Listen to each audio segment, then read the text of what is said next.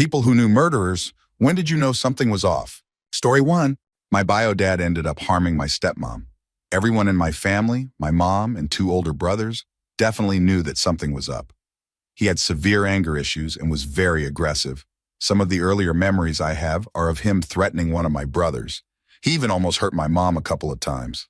Obviously, my mom was smart and divorced him as she didn't want to see him hurt my brothers.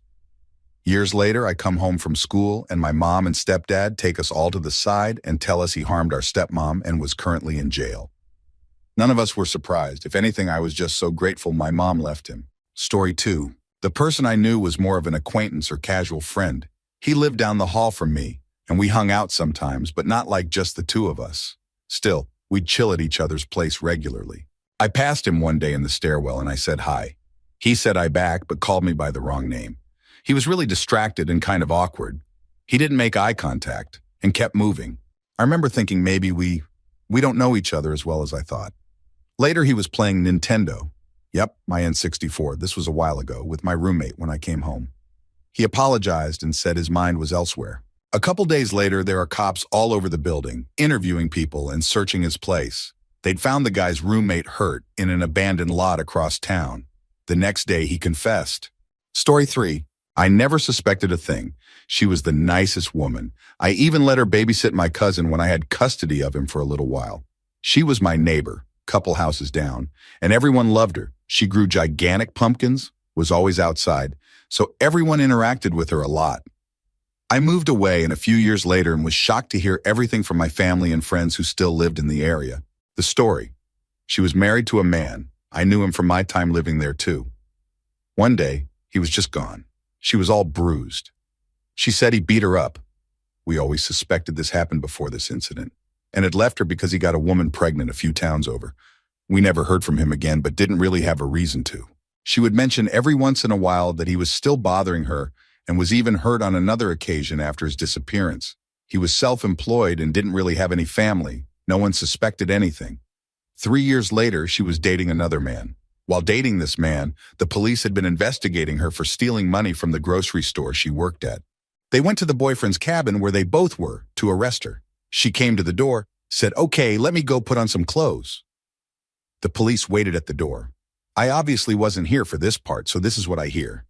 The police then hear 2 loud noises. They run inside and she had poured gasoline and set the house on fire, then harmed her dog, then herself. It took some time to get the house fire under control. Once they did and began investigating, they found another body in the basement that didn't die in the fire, but several days earlier. The body in the basement was her boyfriend. Then they began investigating further and found a blue 55-gallon drum in her backyard that contained her husband. So she hurt 2 people and her dog, and all she was suspected of was stealing from the grocery store. Story 4. I moved to a new town when I was 19 and was making new friends at my new job. I met this girl at work and she invited me over to hang out with her and her best friend. I went and the best friend's boyfriend was there and the vibes were way off. I was uncomfortable. He was cold and just seemed angry for no reason. They had mentioned to me before he got there that he was always controlling and had hurt the girl before. Turns out controlling was an understatement. She came home one day and he was digging a hole in the backyard and she asked what he was doing and he replied, "Digging your grave." He hit her, said if he can't have her, nobody could have her, all of that. So eventually she left him and had to get a restraining order and everything. He somehow persuaded her to get in a car with him on her work break and they went missing for a few days. Turns out he hurt her, threw her in a river and harmed himself. I met the girl only a few times and him only the once, but the face that I was in such close proximity to someone capable of that gives me chills. She was so young, it was really sad. Story 5. The first time I met him. Jose was a friend of my ex and something immediately seemed off. He was sneaky, always lying and cheating, but not good at it because he was dumb, and a total narcissist as well. I told my ex to keep his distance, that Jose would only get him into some trouble. Not only did he set my ex up to be robbed, Jose snitched on a bunch of other people, and finally snapped on Stranger in a fit of roid rage and hurt him. The guy he hurt was fairly young and a good kid, just in the wrong place at the time. I hope that person gets what he deserves in prison. Story 6. I've worked with 3 individuals in my job role supporting people with disabilities. All 3 had varying degrees of learning disabilities and honestly, Only for one of them did I know something was up. He worked out a plea deal, as his disability meant that he appeared to lack awareness and fitness to plead. It was as I was taking him home after all of the investigation was over, he turned to me and said, "Don't tell my wife about this." It was at that exact moment I knew he knew what he'd done. The other two incidents, one was so traumatized by what she'd done that she never recovered. She'd been in prison for 25 years and was broken when she came out. The last was a couple. Another vulnerable adult had gone missing. They even helped with the search teams. They were in bits, really concerned for the welfare of their friend, went on TV for an appeal for her to come home. She was under their bed the whole time. Story 7. Partner and I had some neighbors move in across the street, a young couple in their 30s. The guy would come over almost every day to chat with my partner. My partner told me he would say things about being hurt by his brother as a kid and that people didn't care about him. His wife was weird. She just sat on the porch not talking to anyone or doing anything, just sitting there. All I knew about her was she didn't have custody of her kids. A few months ago, our street was filled with cop cars and ambulances. Being the nosy people we are, we just watched out the window for hours as cops busted down the door, messed with the couple's lawnmower, and eventually we watched as 2 body bags were loaded up into a vehicle right in front of our house. Turned out they'd taken their own lives, or I guess one harmed both of them with consent. They turned the lawnmower on in their house and died from the fumes. Their dog died too. My partner and I felt so bad for them because the landlord dumped their stuff into the street the day after, and only one person came by grieving. We also felt angry at them for harming their dog. I tried finding the obituaries but couldn't. Months after this happened, I was on Reddit and saw a video, unrelated, of a man confronting a registered offender who was talking to his daughter. I went to a website just to see, and guess whose mugshot came up? It was her, the wife, and she had a different last name than I thought she did, so I Googled her name to see if she got an obituary. She did. There was also a news article about how she and her ex-husband hurt their own kids and only spent 4 years in jail. The man who did it with her is still out there somewhere. I knew she was weird, but damn. Story 8. I went through primary and high school with a guy in the year below me who seemed a little distant. We lived near each other and caught the bus from the same stop. He was a bit of a bully, but it was something more. Like, you could tell he wasn't a bully because he was hurting inside or because he felt threatened in some way. He was a bully because he did what he wanted to do and didn't realize that it hurt other people, like the kind of kid who enjoyed pulling wings off flies. Not long after I left my hometown, I heard that he had been charged with the harm of a 2-year-old. Apparently, his girlfriend at the time left her daughter with him for an hour or so while she ran an errand. He couldn't deal with the toddler crying anymore, so he acted out aggressively. He caused severe injuries, and she died in hospital not long after. He would have been around 22 when he did it. He was sentenced to 36 years with a non-parole period of 27 years. Story 9. Obligatory didn't know him as a friend, but a regular customer in my shop. He would come in after his shift to buy beer and tobacco. On one occasion, he caught and helped us to evict a shoplifter. He seemed friendly enough. Then a local girl went missing and was eventually pulled out of a river a few weeks later. They announced they were looking for somebody in connection with her death, and it was him. They had CCTV footage of him tailing her through a park and footage of him buying beer in a shop, still unconfirmed to this day being our shop as they blurred out the surroundings.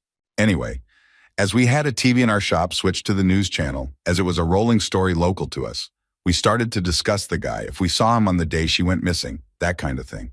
We hadn't, but it was at that point when one of my staff, a young girl, who had previously said to management that she didn't want to work the closing shift anymore because there was too many creepy men around, told us that he used to stare at her when he came into the store in a way that made her uncomfortable enough to not want to be on the floor when he came in.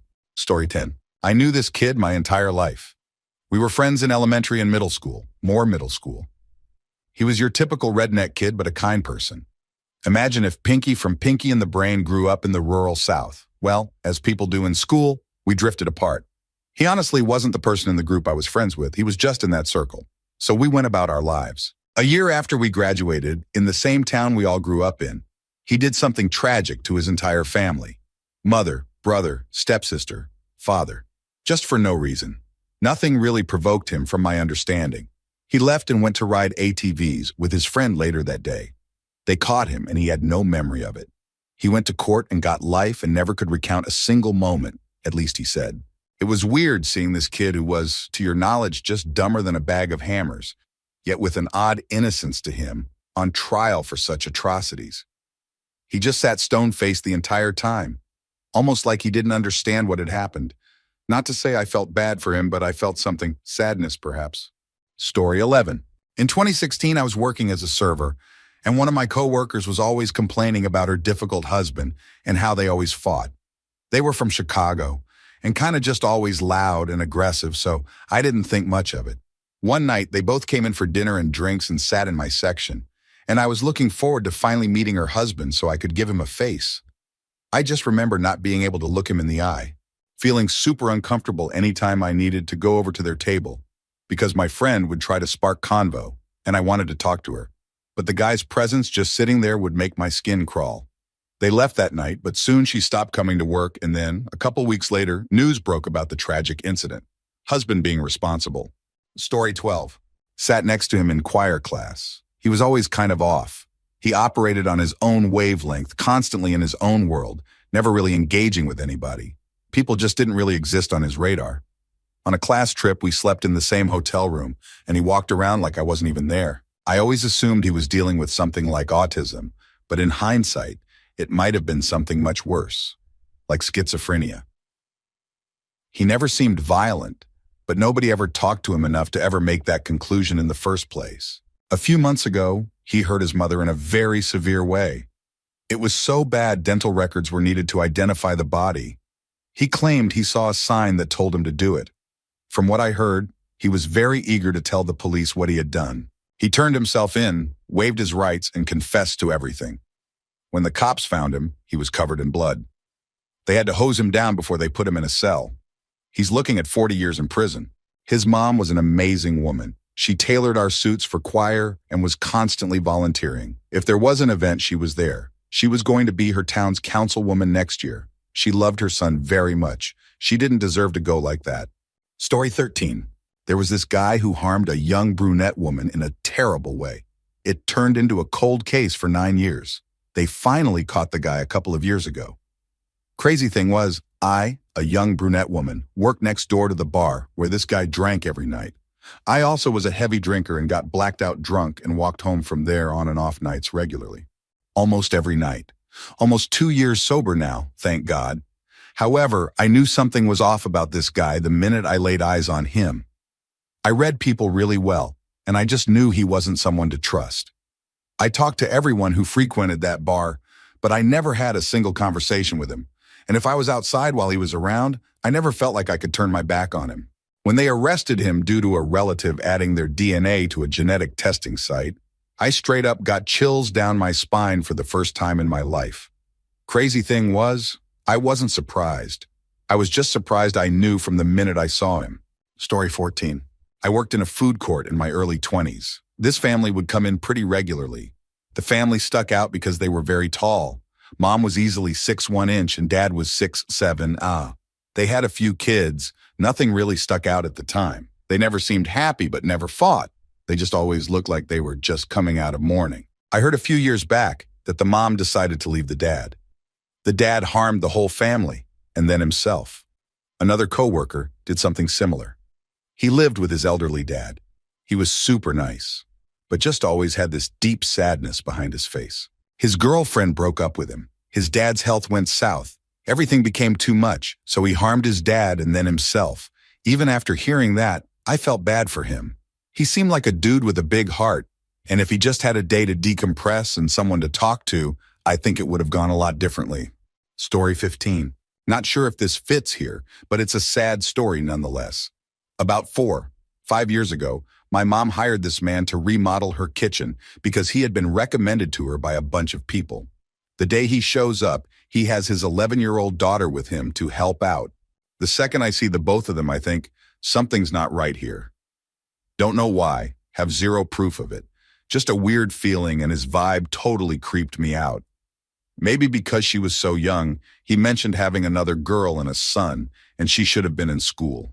He brought her over every day for 2 weeks while he did the kitchen.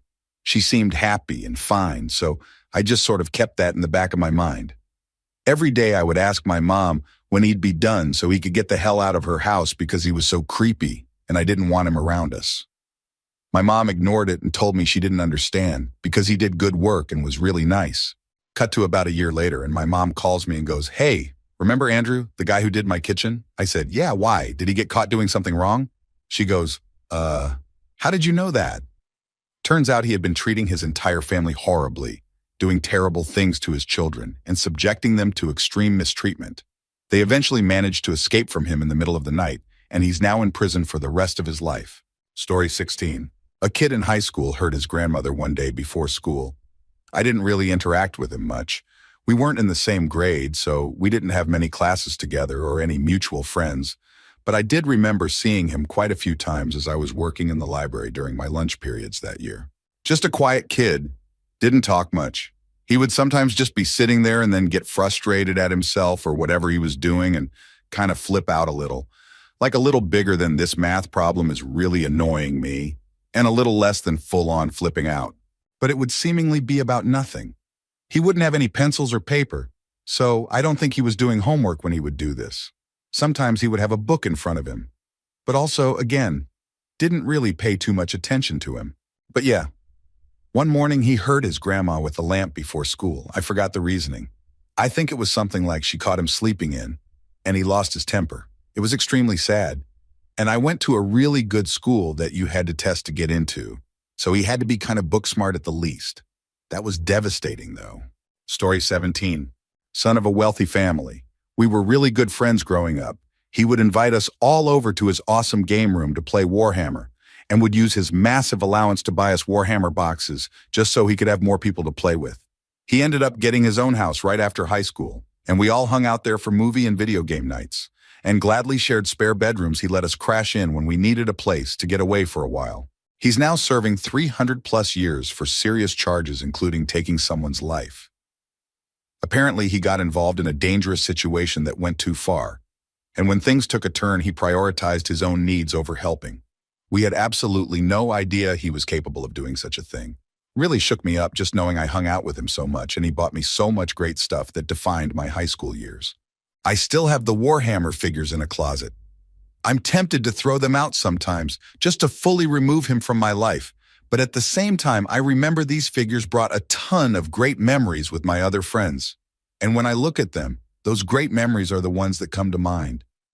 I see the endless summer afternoons of us all painting figures and playing together, not the person who later made those terrible choices. Story 18. Played D&D with a guy on deployment for a few months while I was in the Navy. We hung out in the same group of people. I stopped playing because he kept trying to cross the line with all the female characters in the game. When we got back from deployment, the FBI and NCIS were pierside waiting for him. He and some other guys had been involved in a very serious crime while one of their spouses was away. I also had some friends who took extreme measures against an older man they suspected of doing something wrong to one's younger sibling.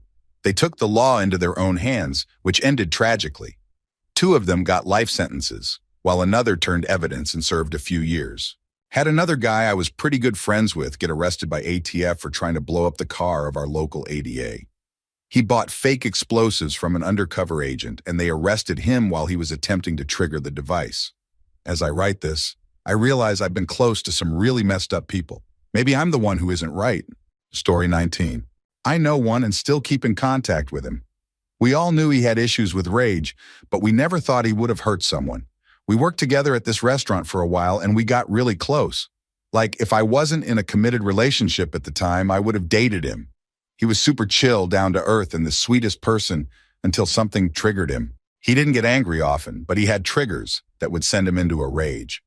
He was horribly treated as a child by his father, so there was a lot of resentment towards men that looked like his dad or talked down to him.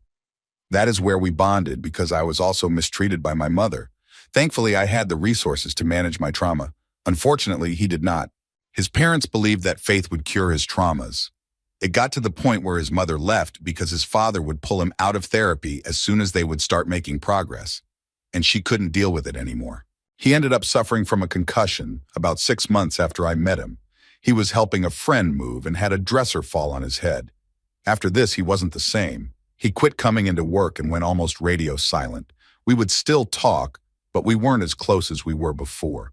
At the time, I was moving into the city, and he lived in the suburbs, so we had planned on getting together to catch up.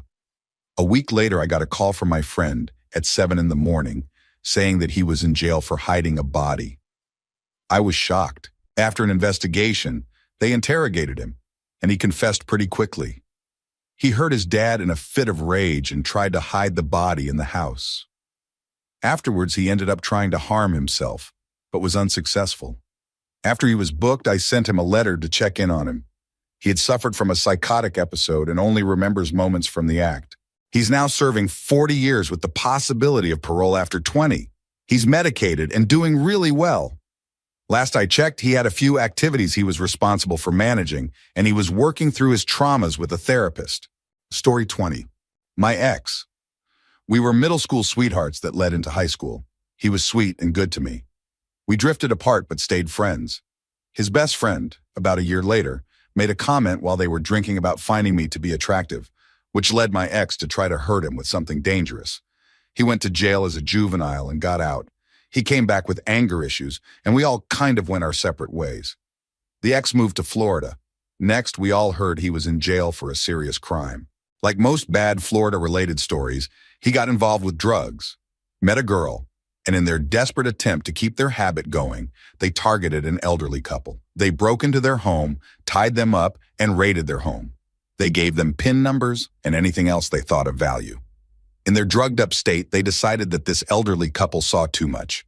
He dug a huge hole and threw the elderly couple in. Once they felt the job was done, they took their ATM card and were able to get $200 from it. That was it. That was how they were tracked too. He is currently on death row for multiple charges, including kidnapping and robbery. Story 21. In my case, I grew up knowing the family, so it all seemed normal.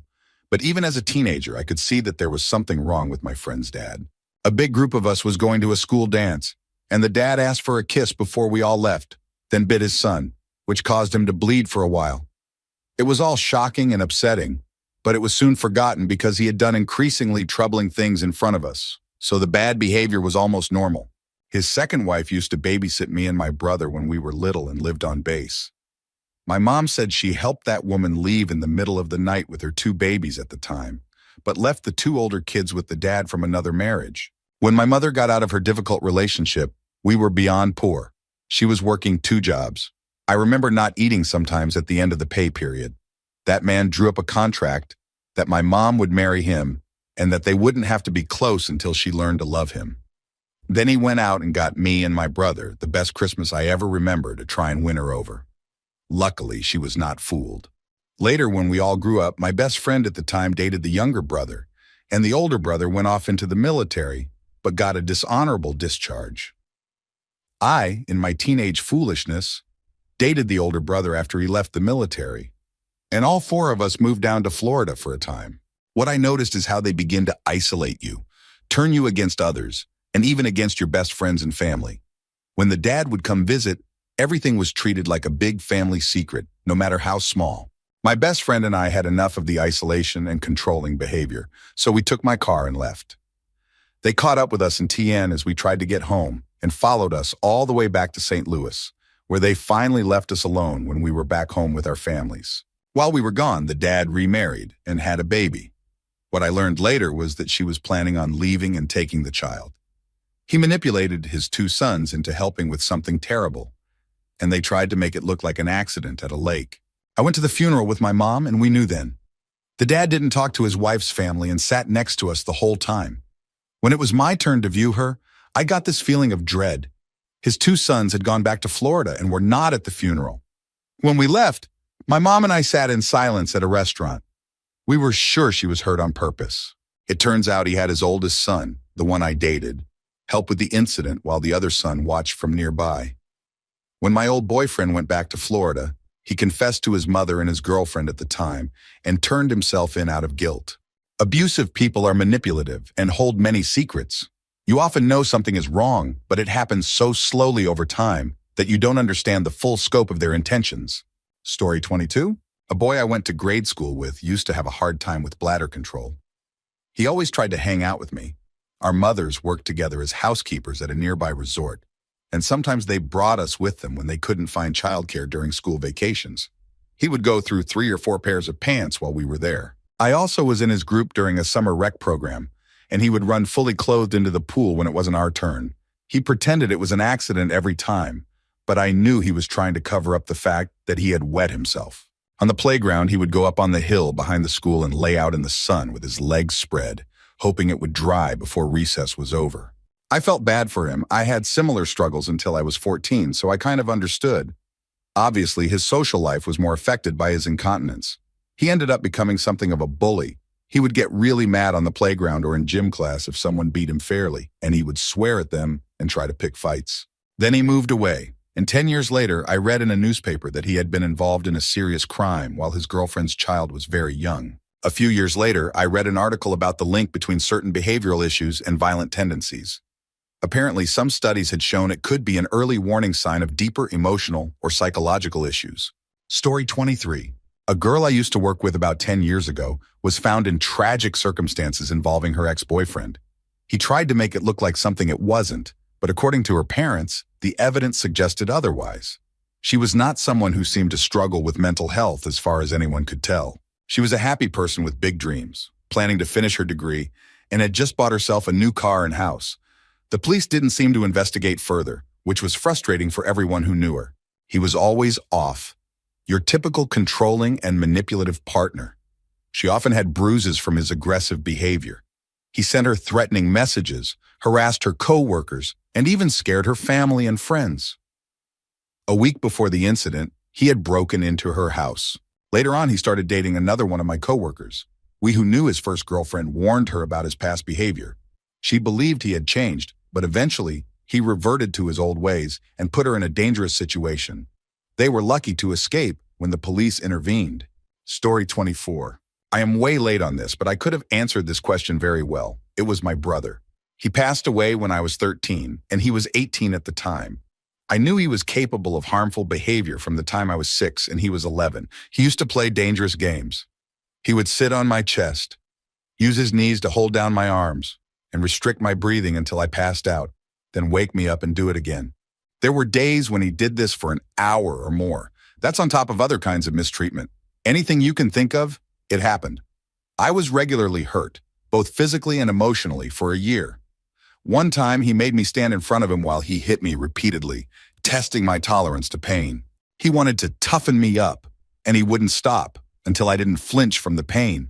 I couldn't tell anyone about this because I was more afraid of him than confident my parents could or would do anything. He was my primary babysitter. After that year, he moved out. My mom worked nights, and my stepdad was a truck driver. One night, my brother decided that he would feed me something unappetizing. He cracked an egg onto a plate, mixed in coffee grounds and other things from the trash. When I refused to eat it, he added salt and pepper and said it was now more appetizing. The mess was still there when my mom came home, and she wasn't happy. She told us both that if we couldn't keep the house clean, we weren't allowed to eat her food. He didn't like this and eventually moved in with other family. I was finally free for a short time, though I didn't eat anything but school lunch for 2 days until my uncle found out and put a stop to it. From the ages of 12 to 18, my brother got into a lot of trouble. He was arrested multiple times for violent behavior. He was in and out of alternative programs like Outward Bound and boot camp. Finally, at 17, he was sentenced to 2 years in juvenile detention. He spent a year there and was then released to live with a preacher in a nearby town. Eventually, they convinced the parole board that he was rehabilitated, and despite objections from the local police, they let him off probation and parole. That preacher introduced him to friends who my brother eventually moved in with, and he also met a girl. They met right before summer started, and he fell in love, but to her, it was just a summer fling. When she broke up with him partly due to his controlling behavior, he lost control. He came back home one weekend to meet up with some friends and also visited us. Later, my mom would say she sensed something was wrong with him, but that's all in hindsight. On Sunday night, he went back home. Monday night, he committed a terrible act against his 3 roommates, using a weapon he obtained from a friend involved in a burglary. He also took one of the victim's cars and drove 8 hours to where his ex-girlfriend was in college. He arrived early Tuesday morning and somehow gained access to her dorm room. Tuesday morning, he found his ex-girlfriend, harmed her, and then took her and a few of her dorm mates hostage in a room. A 6-hour standoff with police ensued. Eventually, he exposed himself to danger one too many times, and a police sniper took action, hitting him. He tried to resist as the cops entered, but he was already gravely injured. He passed away later in the hospital, and my family became national news for a short time. When did I know? I knew the moment I was 6 when the bad times began. I thought I'd be his first victim. The day he passed was the first day of my real life, a day without fear. Story 25. As a kid, 13 at the time, I had a friend whose older brother, about 19 then, was known and respected for his tough lifestyle. He was nice to everyone, except my older brother, with whom he had fought a lot growing up. My brother knew something was off about the guy and didn't trust him. Even though it ruined my brother's social life, he understood that there was more at stake than just losing his social life if he kept hanging around this person. Nearly 20 years later, I'm at a friend's house, buying some weed. There's a big, intimidating guy there, rambling on about needing to deal with some witnesses. He described how he and a friend hid in a person's bedroom closet, waited until they were sleeping, and then threatened them to keep quiet. He stated his name, saying, "I'm Joe Smith. I've changed the name. I'm untouchable. Who do these witnesses think they're dealing with?" My heart skipped a beat. It was the same guy. I texted a friend in the room with me, warning him not to use my last name in case it set this guy off. It was nerve-wracking, to say the least. Being in his presence triggered intense fight-or-flight responses. Options of escape quickly filled my head, and within seconds, I was ready to jump out a second-story window onto concrete to get away from him if necessary. Fast forward a couple of years, and the guy was found guilty of a serious crime. He apparently hid the evidence in a barrel and disposed of it in a creek. Story 26. He was the son of my dad's coworker and friend. Before my father got laid off this year, they had worked together for 32 years. So we occasionally saw each other while growing up. The son was my age and went to the same middle school and high school as me. I knew he had some kind of mental disorder involving impulse control. For example, on his way to our middle school one day, he saw a baseball bat lying on a front lawn and decided to use it to smash in the windshield of a car parked there. He was also fascinated with dark topics and would talk about wanting to see something tragic happen. Obviously, I was not a big fan of him and did not seek out a friendship. A friend of mine, still my best friend today, felt bad for him and would talk to him before classes. One day, she was pulled into the principal's office and told that they found a list he had made of people to not hurt in his imagined scenario. She was on it. I'm not sure what happened with him after that, but I didn't see him again until high school. After graduation, I got a part-time job at a corporate office downtown, where I was tasked with making lunch runs. The local restaurants, where I would pick up food, had a missing person flyer for a boy my age. According to the diner staff, his family feared he had wandered off into the desert. A few weeks later, I saw my old classmate's mugshot on the local news. He had been involved in the case of the missing boy. Apparently, he and his small group of friends had taken the boy into the desert, where things took a tragic turn. Story 27. It was a gradual progression of troubling behavior. My ex seemed normal at first, just a little overly confident and self-assured about his influence on people. He once told me that I would always belong to him, even if I married someone else. I laughed it off, but it gave me an uneasy feeling. A few months later, we broke up and I moved far away and got married. His sister told me that he kept insisting I would come back to him no matter what. Something in that moment made me believe he might actually do something drastic, like hurt my spouse. Thankfully, after I transitioned and started living my true self, his interest in me seemed to fade completely, which was a huge relief. In 2018, I got a call from a mutual friend asking if I'd seen the news about him. He had been working at an airport and became obsessed with a woman who repeatedly turned down his advances. When her fiancé arrived at her house one day, he was attacked. My ex was arrested shortly afterward and is now serving a life sentence. It was heartbreaking to hear how his actions caused so much pain to an innocent family. Story 28. My best friend growing up went down a road of heavy substance abuse. He couldn't keep a steady job, so he resorted to theft, even targeting my family multiple times. After serving several years, he was released recently, but it didn't take long before he was arrested again for similar offenses, including identity theft. What disturbed me most was that he gave the police my name and address when they caught him. The fact that he knew my new address, even though we had no contact, made me uneasy. A few days later, the police released a statement saying he was being charged in connection with a crime that occurred earlier this year. While he had turned into a different person over the years, I never imagined he could be involved in something like this. Story 29. I honestly didn't find him very creepy. He was a member of my night shift crew when I used to be a fast food manager. He seemed like a quiet guy, one who laughed at the same jokes as everyone else on the shift and hung out after work. One of my cousins ended up dating him, and eventually they got married and had kids. Unfortunately, things took a dark turn. One night, while his wife was in the hospital giving birth, he committed a horrific act involving her twin sister. To this day, it's unsettling to realize I spent time with someone capable of such things without ever suspecting a thing. Story 30. I had an employee, a big guy about 6'5" and 250 pounds, who seemed like a nice person but had a difficult relationship with his partner. She was very controlling and things eventually got out of hand. He ended up getting into a physical altercation at the office over a paycheck dispute. Months later, I got a call from the local paper asking about him, and I assumed it was related to the incident at work. However, they were investigating something much more serious. He had been involved in a tragic situation that escalated in a way no one saw coming. They eventually caught up with him at a truck stop, acting like nothing had happened. It was shocking to realize how someone could seem so normal yet be hiding such a dark side. Story 31. For me, it was after the fact. My ex-husband courted me quite over the top in hindsight. He spun a lyrical tale of how our fates were connected and how we had found one another at just the right time. I was foolishly smitten. After we'd moved in together and been engaged, he started talking about his job at the mental hospital before we met. I started realizing something was off about him, but he'd started slowly isolating me. He made me prioritize him, and it was a seamless transition. I was seeing my family less. Talking to my friends was monitored, and he'd started getting weird in the bedroom. Forceful, wanting me after I was crying, inconsolable from arguments, holding a pillow over my face. And he was constantly talking about owning a business for gun design with his brother, and about the torture chamber he'd have to build and maintain in the basement. How, as his soon-to-be wife, I would be expected to never talk about what happened to men they had to work up, to never come into the basement, to never question what happened after the fact. But he told the story of going into the mental hospital and slamming a patient to the ground. It caused the patient's death. It was ruled an accident, but to hear him tell it, it was his first act like that. He had fantasies about it before it happened. He took a strange delight watching the life leave the eyes of the patient. He said he'd never slept so calmly in his entire existence.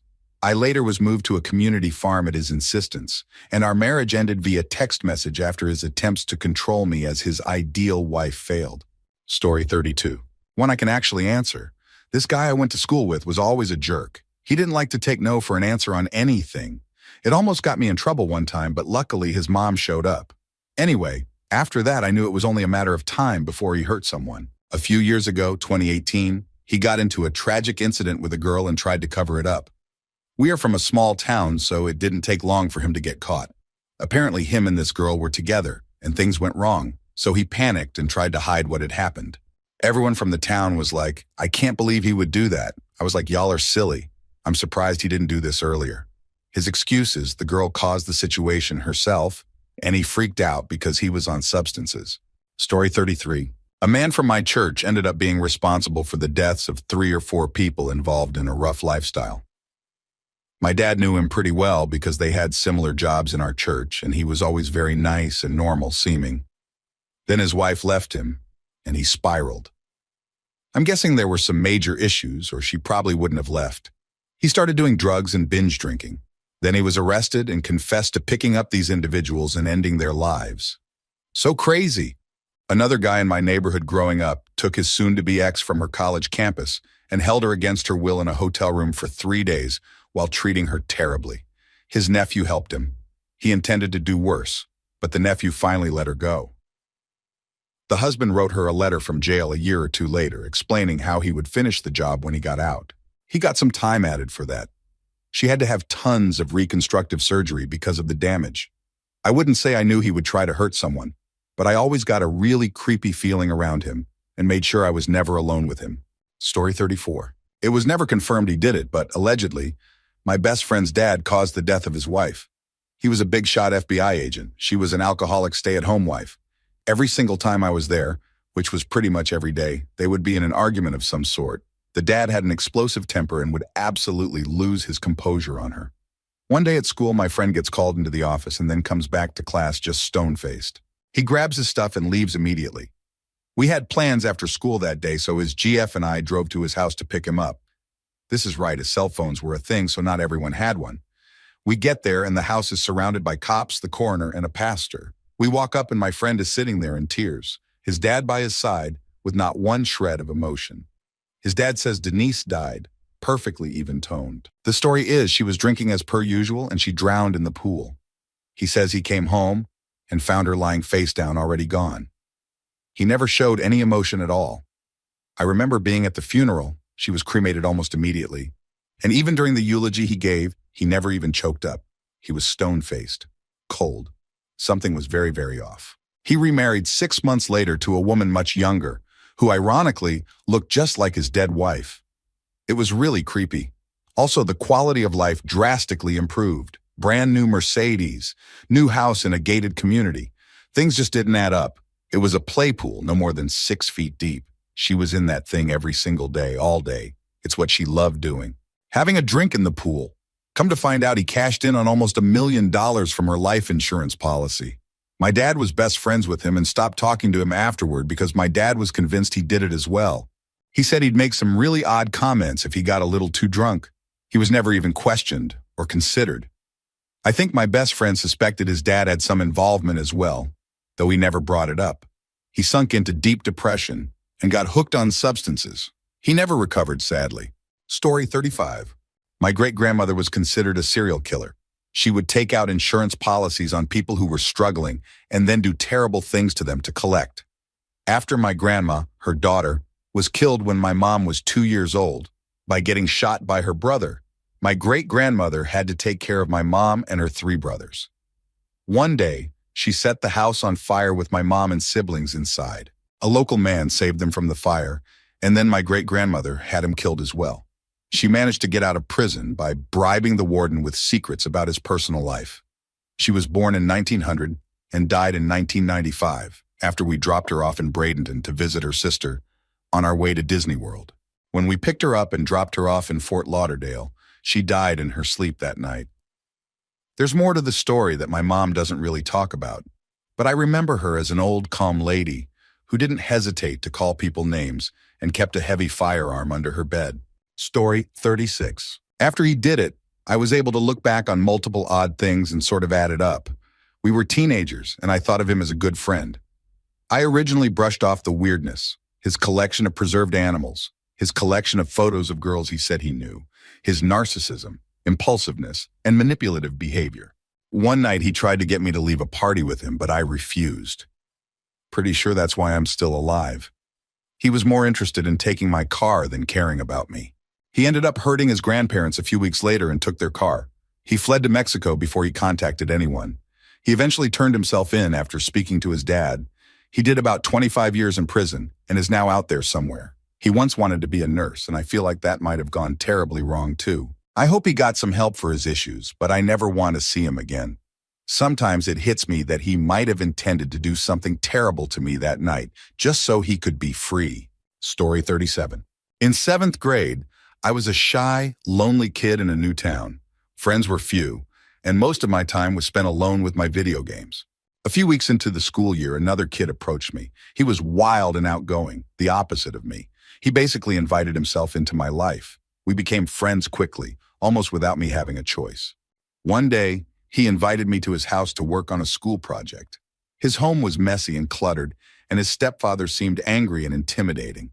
The stepfather even took a knife and stabbed the project we were working on right in front of us. Years later, my friend moved in and out of my life. Eventually, he stayed with us for a while. One morning, his stepfather showed up at our door and attacked him. I shouted for him to leave, and he eventually did. My friend moved away soon after that. Years later, he was hosting a birthday party for his child when his stepfather showed up again. In a tragic turn of events, my friend and his family didn't survive the attack. He was a good person raised by broken people, and he paid the price for their failings. Story 38. I once met a coworker's mom and stepdad. They seemed like normal, though rough around the edges people. A year later, I heard that the stepdad had done something terrible to the mom, involving severe violence. My great-grandfather and his father were also involved in tragic incidents long before I was born. One of them had a violent streak that led to multiple confrontations. He once claimed an incident was a hunting accident, but many people doubted his story. The family history continued to have its dark moments, including an incident where my great-grandfather acted impulsively and ended his own life after a troubling confrontation. These stories have left a lasting mark on my family, shaping our past in unexpected ways. Story 39. My grandma shot her husband, my mom's stepdad. My mom told Grandma that he had been inappropriate with her, so Grandma hid in a closet one day. And when stepdad tried to act on it, Grandma came out and shot him. It was reported as a suicide, and I didn't know about it until after my grandma died. To be honest, she's not a hero in this story, though. Grandma was very mentally ill and abusive my mom's whole life. It sounds like she did it more out of jealousy than anything else. My mom was about 14 at the time, and Grandma had her clean up the mess. Obviously, this affected my mom deeply. I am so grateful that mental illness isn't as stigmatized now, and that help is more readily available than when my mom was a kid. My mom is dealing with bipolar disorder, and it is hard. I can't imagine what it must have been like growing up with that unmedicated and untreated. Though I don't think my grandma is the good guy here, as I said, I do feel sorry for her because we know she had severe mental illness, and all anyone did was lock her up in an asylum occasionally. Story 40. I was a vocational counselor for people with mental health issues a long time ago. Many of the people I worked with were transitioning out of mental hospitals after serving time as part of a court sentence. They gave the illusion of self-sufficiency to show the court that they were trying to reintegrate into the community. Some of the individuals I worked with had been involved in serious crimes, including taking lives. One person I remember vividly because he was the first person I met on my first day.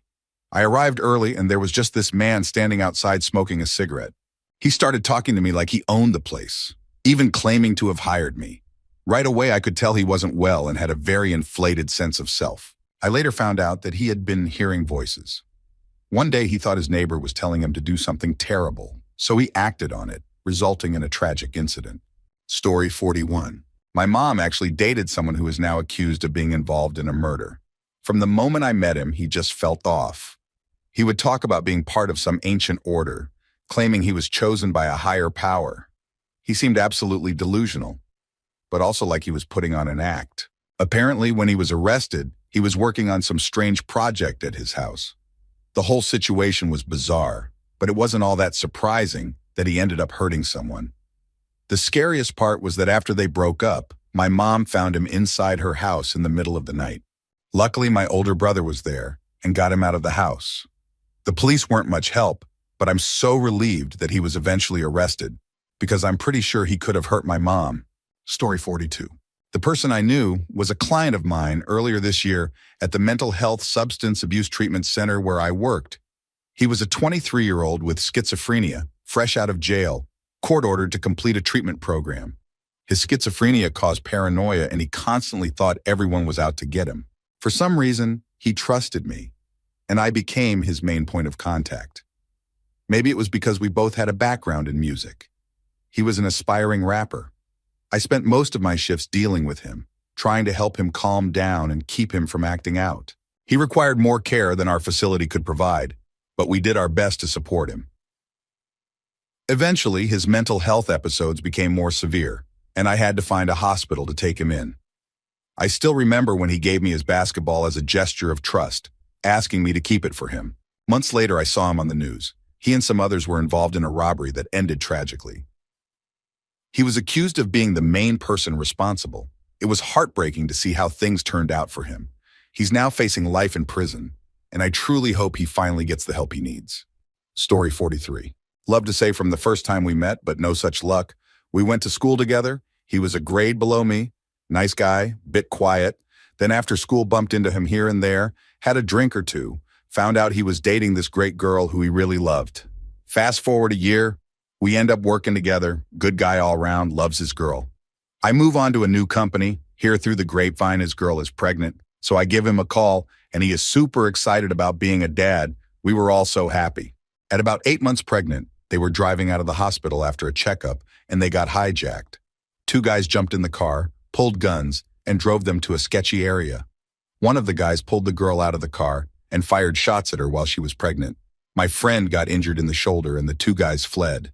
There was a huge manhunt. It made national news with him looking all sad on TV, playing the part. Within a week, one of the guys was caught and he spilled the whole story. Turns out my buddy had paid someone less than $300 to target the unborn child, not the girl. The hitman subcontracted the job to the other two guys for like $50 each. They gave him up to the cops in no time. The authorities arrested him at the hospital next to his girlfriend after getting him on tape trying to negotiate more money with the original hitman. He's now serving life without parole after also attempting to arrange a hit from prison on the original hitman, his now ex-girlfriend, the police officers who arrested him, and the judge. Story 44. My next-door neighbors, about 16 years ago, were odd. It was a husband and wife. They lived directly across from us, and the wife's parents lived next door to them, so diagonally from us.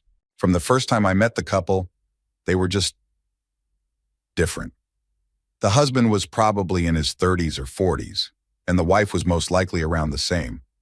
They didn't have any kids together, that I knew of, but I believe the husband had a son that the mother wouldn't let him see.